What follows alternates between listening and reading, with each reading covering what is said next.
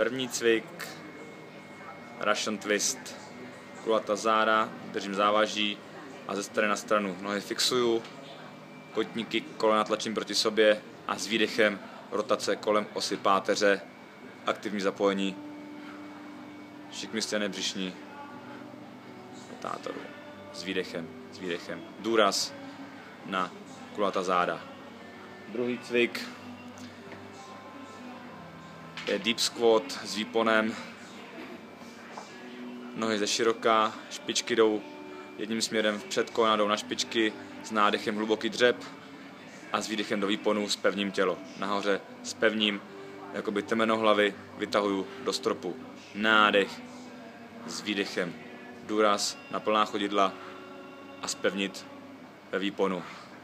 Třetí cvik, statická výdrž v hlubokém squatu, uvolněná ramena, tlačím do střední části chodidel a kolena jsou nad špičkama a výdrž.